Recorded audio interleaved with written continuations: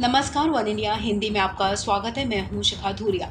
मंगलवार को supreme court ने बड़ा फैसला लेते हुए कहा कि हाईकोर्ट की इजाजत के बिना सांसदों और विधायकों के खिलाफ आपराधिक मामले वापस नहीं लिए जाएंगे।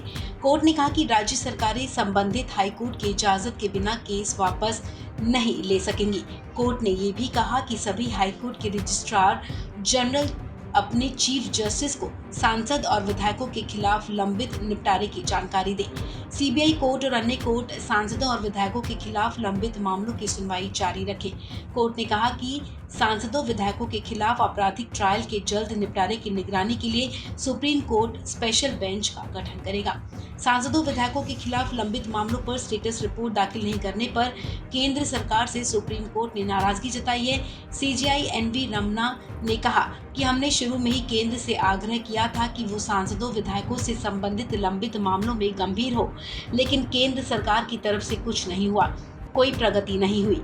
ईडी की स्टेटस रिपोर्ट पेपर में छपने पर नाराजगी जताई और कहा कि आज हमने पेपर में रिपोर्ट पढ़ी, सब मीडिया को पहले मिल जाता है, एजेंसी अदालत को कुछ नहीं देती।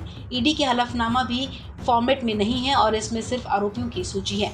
सुप्रीम कोर्ट ने सीबीआई को स्टेटस रिपोर्ट दाखिल करने के लिए आखिरी मौका दिया। कोर्ट ने 2 हफ्ते के समय के अंदर ही रिपोर्ट दाखिल करने को कहा है।